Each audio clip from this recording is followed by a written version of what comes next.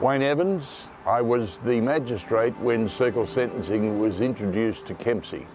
It was introduced by the Chief Magistrate after it was successful on the south coast of New South Wales. It was a program that was taken from Canada, and it's run by the Aboriginal community in this area, in conjunction with Victor Darcy from the Attorney General and Justice's Department. I've been a police prosecutor, I've been a barrister, and I was on the bench for 22 years. I have never seen any part of the justice system that is so effective as circle sentencing. I only wish that it was rolled out to all parts of Australia. We could then really have justice that includes, not stands over, but includes Aboriginal people. Thanks, mate. We'll ask the Sergeant now if he could read the police facts in the matter for us. The accused is currently employed as a driver to the sister at Lord Street, Kempsey. The accused provides... Hello, I'm Victor Darcy. I'm a Wiradjuri man from Central West New South Wales. I'm employed by the Department of Justice to deliver the Circle Sentencing Court program. I'd started delivering in 2005 in Kempsey, and I also deliver it to Maxville Local Court as well. The purpose of this video is for our department to use it as a training tool for all the key stakeholders of the Circle Sentencing Court program. River, I'm Kevin from the Aboriginal Legal Service. I'll be appearing for you today. You have one charge of assault occasioning actual bodily harm on your ex-father-in-law. Now, this is an offence that carries a maximum penalty of 5 years. Rate of incarcerations of Aboriginal people is very high, and that's widely recognised. And Circle is an alternative way of sentencing aimed at reducing the rates of incarceration through the imposition of sentences that have a greater understanding of the offender and their past, and are tailored more to address an offender's needs, to ensure we don't see them back in the court and we don't see the victims being victims again. I'll just briefly go over the allegation with you. So the allegation is on Friday the 5th of March, you were at Jane and John's place. You're having an argument with Jane about the children and you having custody. And John's come over and intervened. It's alleged that he had a bit of chain in his hand and he tripped and fell against you, and he fell on the ground, and whilst he was laying on the ground you went and punched him a few times. Is that what happened? Yeah. Okay.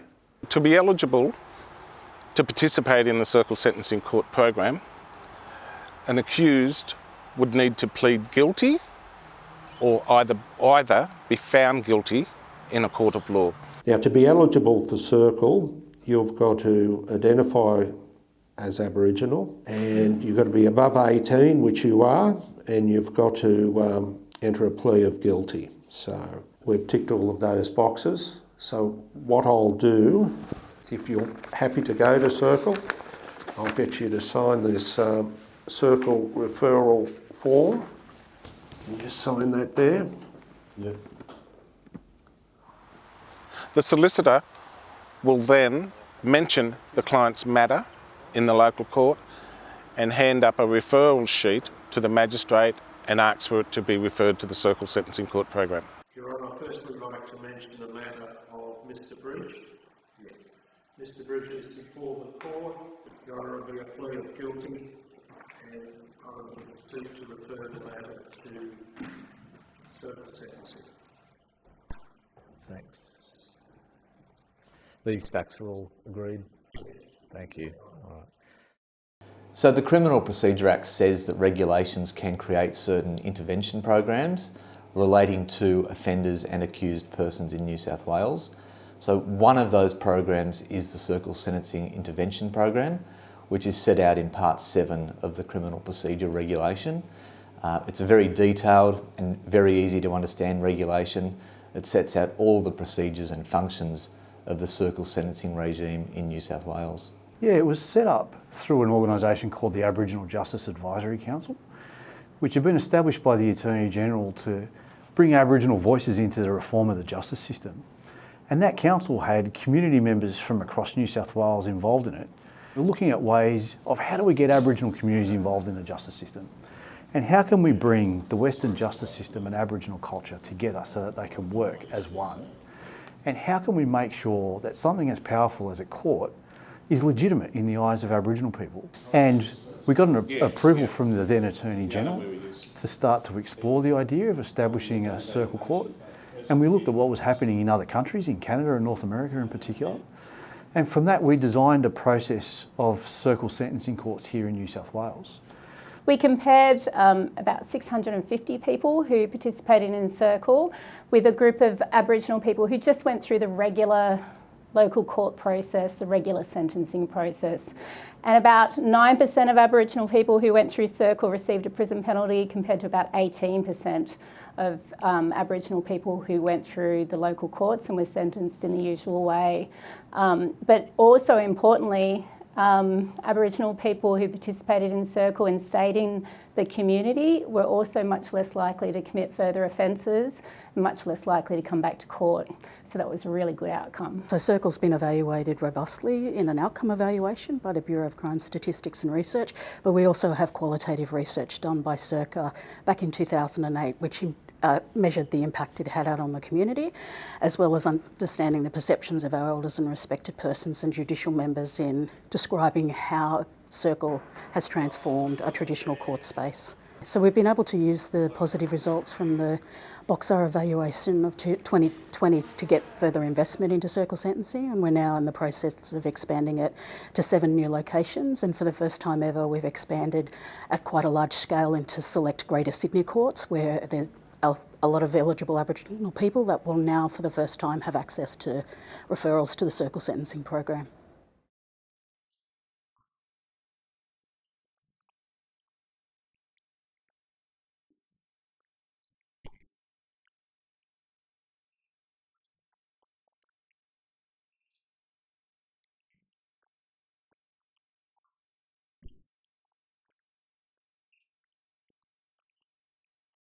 When the officer receives the referral from the local court, they will put together an assessment panel made up of the community justice group members, and they will perform an assessment and make a determination whether the client is suitable or not suitable to enter the program. This is the next part in the circle sentencing court process. This is the assessment stage. These members, these community members, they are signed off by our department to perform certain duties in the community, and one of those duties is to sit with me when a matter gets referred to the circle court to do an assessment on you to make sure that you are suitable to come to the circle sentencing court. Now they're going to have a chat with you, they've got the facts in the matter, they've seen your antecedents, they're going to have a chat with you to just see who you are and how remorseful you are about the situation. I'll hand it over to the community now, they've got some questions to ask you. Hi everyone, I'm Uncle Wayne. I just want to clarify who your mob is. Are you Billy and Maisie Bridges' son? Yeah, I'm local Dungaree boy, grew up here, that's my parents. Yeah, I know you're a man, he's a good hard worker. I myself have learned a lot about the whole process. Like, I was an offender when I was young. I was asked to come on this panel because of my life experience, and it's really been rewarding for me. It's helped me look inwards. Just show the example or give the good advice to these young offenders, you know. Some of them probably, they've just haven't had the best upbringing. Yeah, it's a really good process, and everyone in the circle, the prosecutor, the magistrate, they get to learn more about us too, our people and the way we are. And they actually find that we're not that different. We just express ourselves differently. And that's the thing that everyone's learned in this circle. And really the program could be expanded community-wide. It really should be. It's a good program, and it benefits the whole community. So River, what will happen now is next time you come back to court, the magistrate will have an assessment up on the papers to say that you are acceptable to come to circle sentencing. And then on that day, he will give you a circle sentencing court date. Okay? Yeah.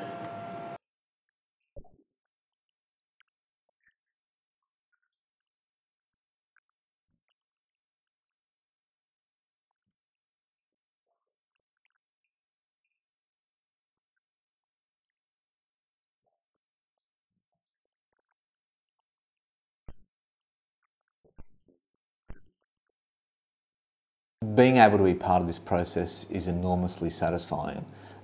When you can actually see the results from your own participation and work in this area, you do derive a lot of satisfaction from that. It's not just about my own personal satisfaction, it's about the impact that you can have on the broader community, because this is not just about sending a message to the offender, that is deterrence, but also rehabilitating the offender so that the community is protected in the future.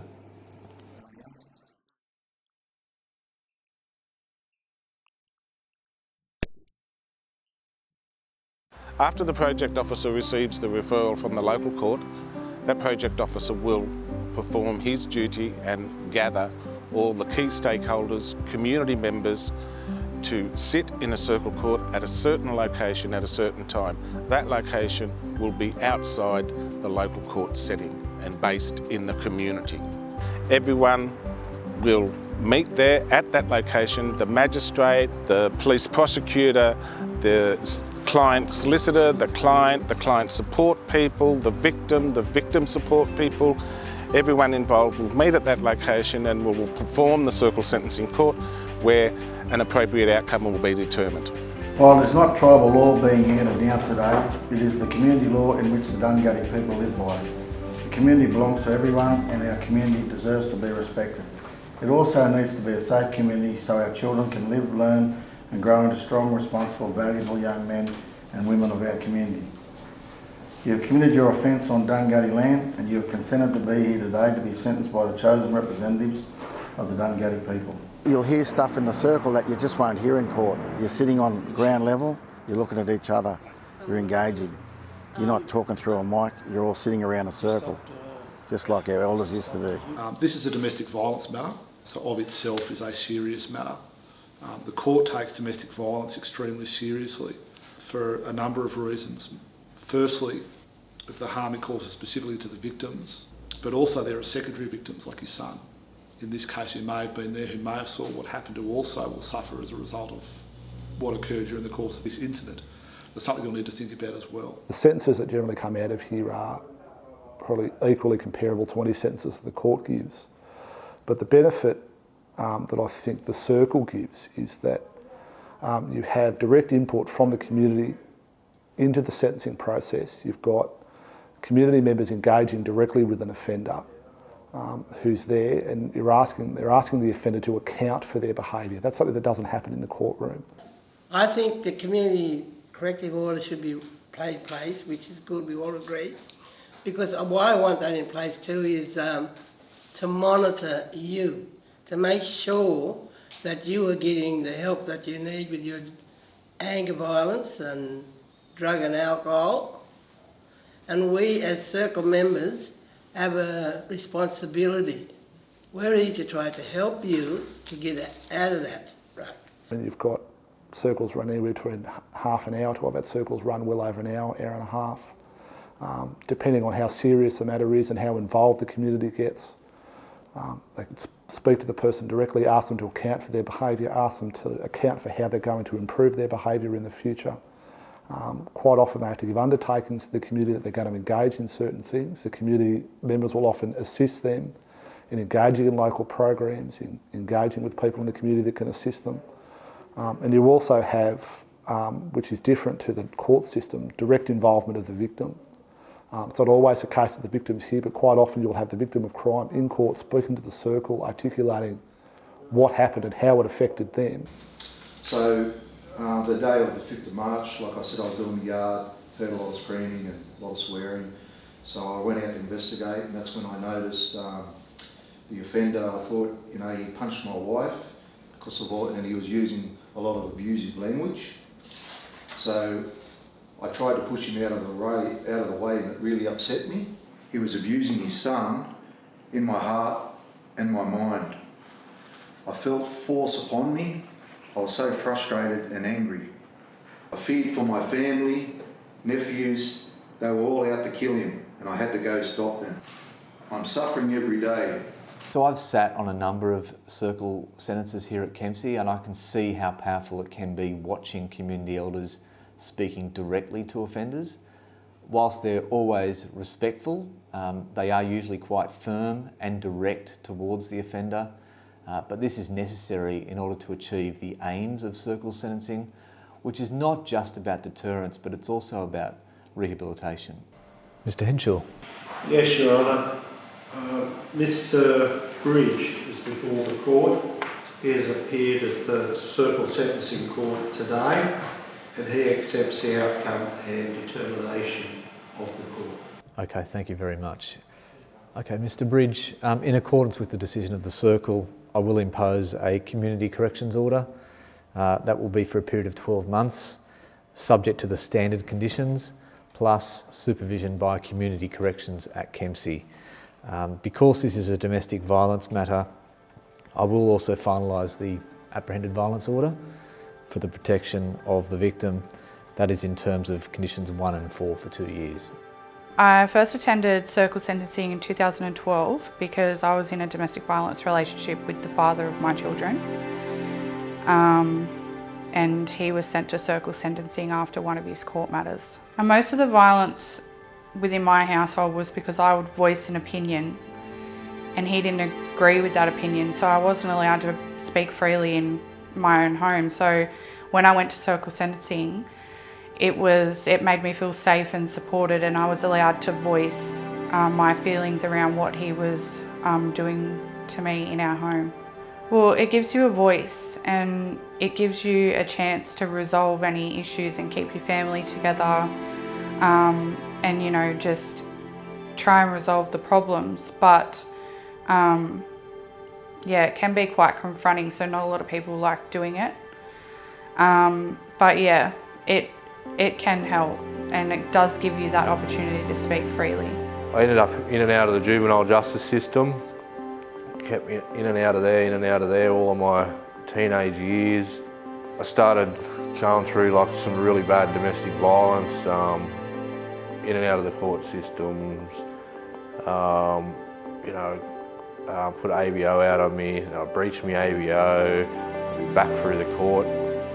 And that just kept happening, and yeah, I ended up going through the circle. And when you go into a main courthouse, it's a scary feeling, you know, and going to the circle, you're connected to your culture, and it's, I suppose, a lot more support with the elders being there as well, and they can got an understanding of your background and where you've come from, and they can help you through it step by step.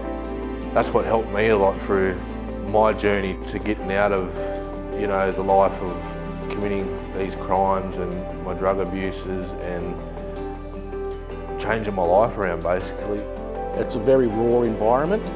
The offenders can see and feel the emotion, and I think it's a really positive step forward for our Aboriginal offenders, that they can go through the circle process as opposed to going through the court process, and it brings out all the emotion that you don't see in pre-sentence reports, and it allows them to speak freely, and it also allows them to, you know, say a verbal sorry apology to their victims. We have an equal voice as being a part of the circle, and it's ensuring that the defendant has it's being put at ease by having Aboriginal people being a part of it, so it's done in a culturally sensitive and safe environment. So the main role of a community representative is to provide guidance and advice and bring some community knowledge to the circle, and just see if we can get the offender to see how their offences impact on the community as a whole. We tend to look at some of those underlying behaviours as well, and link them as a part of that sentence that they've got to undertake. You know, it could be therapy in counselling, it could be following up with other things that could be beneficial in the behaviours that they've displayed, and suppressing that behaviour so that they don't impact on, you know, lashing out and being in the same situation again. At court, they don't have to speak about their thoughts and feelings of the offences. At court, they don't have to speak to their victims, whereas at Circle, that's where they're strongly encouraged to do. And this is one program that does work and really helps our mob. So we can minimise the incarceration rates and also get the help for these defendants that they need. If a client is put on a community release order, let's say, for example, and the Circle Court can make conditions of that order. Those conditions could be like, well, because of the drug and alcohol issue, you need to go and get yourself set up with drug and alcohol counselling.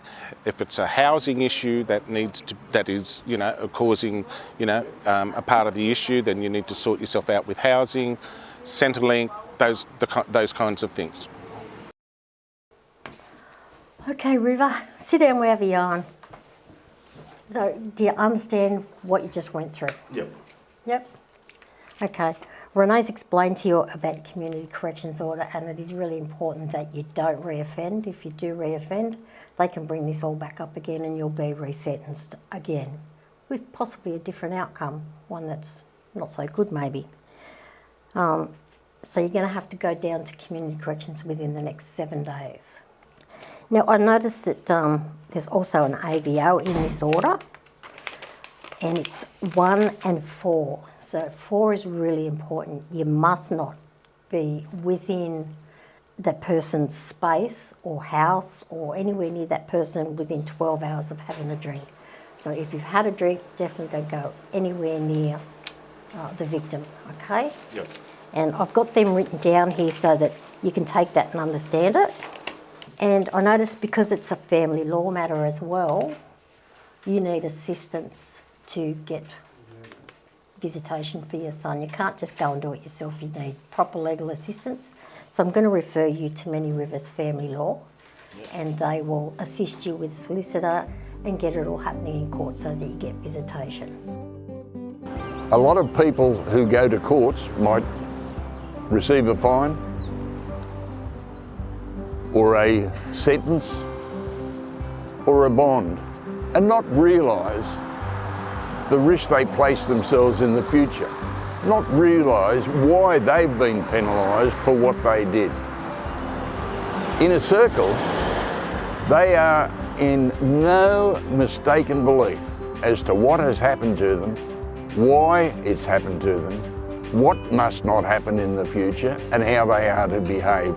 Whilst the environment is somewhat more relaxed and informal than a courtroom, the approach taken that I've seen by community elders is to speak very directly and firmly towards offenders, and I've seen the impact that can have, the positive impact when people listen to that and take it on board. It's incredible what you can see and the changes that you can see through that type of direct language towards offenders. Circle sentencing really shows the power of sharing authority with Aboriginal people. And for more than 20 years, we've seen the benefits of that in the court system. What we need to do is extend that benefit to the rest of the justice system. We should be sharing authority in policing decisions, in bail decisions, in how we help offenders and defendants reintegrate back into the community. Circle shows you can do that. It shows the power of involving local people in controlling decisions that affect their own families and their own communities, and we just should do it.